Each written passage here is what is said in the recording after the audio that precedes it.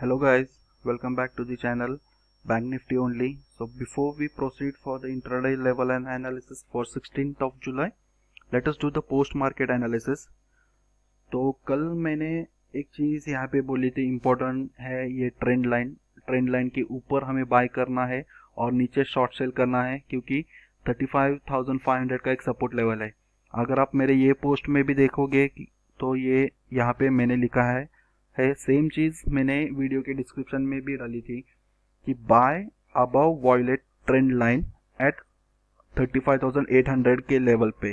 तो ये level cross होने के बाद हमें बाय करना था 35,800, क्योंकि एक कंफर्मेशन हो जाएगा कि ये ब्रेकआउट हो गया है या फिर रेजिस्टेंस अब नहीं फेस करेगा, क्योंकि ये मल्टीपल टाइम्स टेस्ट हो चुका था ये लेवल्स। तो चलो देखते हैं कि आज का दिन कैसे हुआ।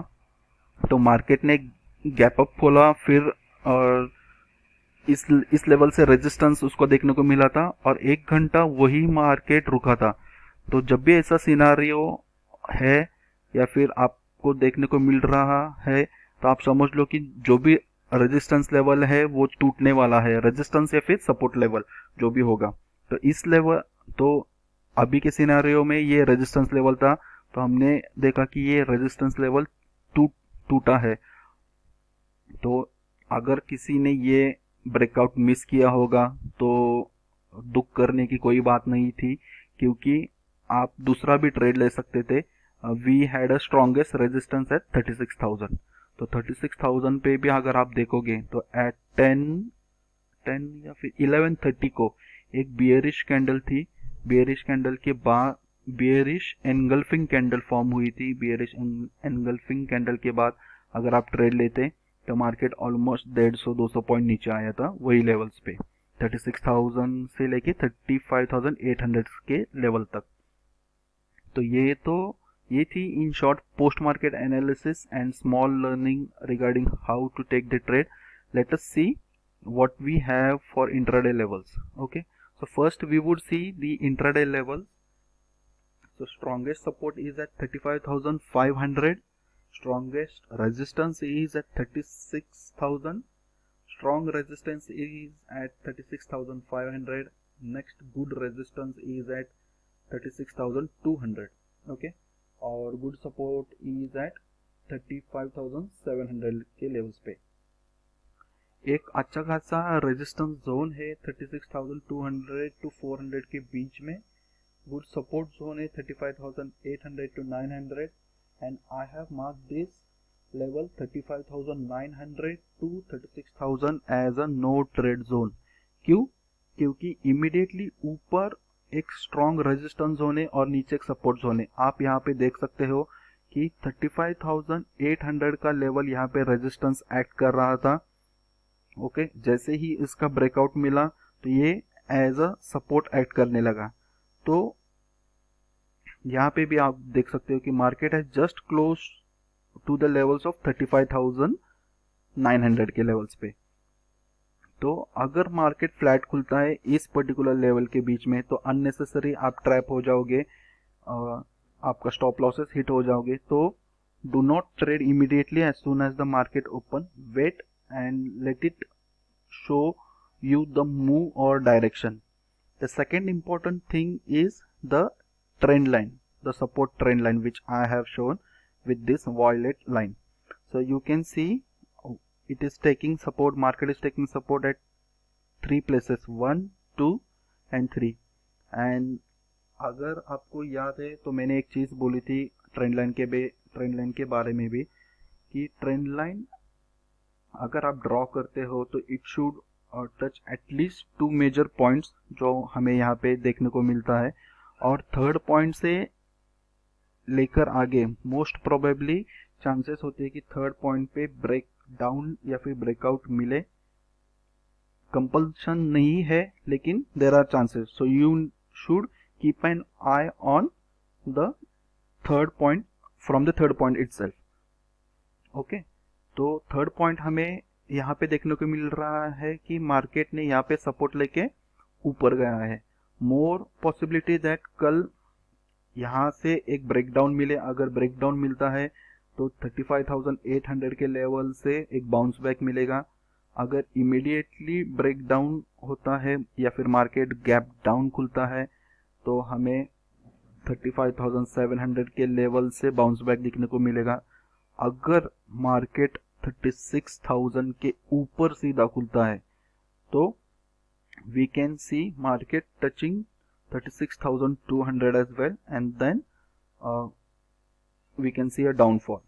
तो ये पॉसिबिलिटीज थी, मैंने आपको तीनों भी पॉसिबिलिटीज बताई है। फ्लैट खुलता है, ऊपर खुलता है या फिर नीचे खुलता है तो क्या होगा।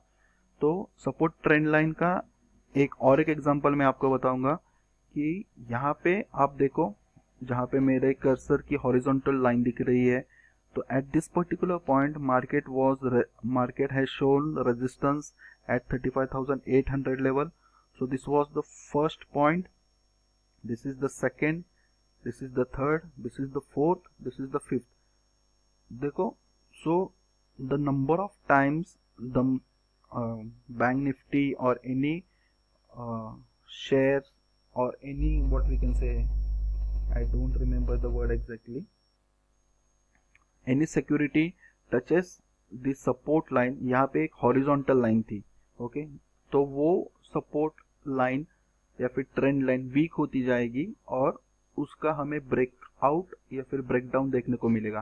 तो दिस केस में 35,800 was a major resistance line, so we saw a breakout and breakout good enough and it has closed 100 points above. Okay, so this was one example.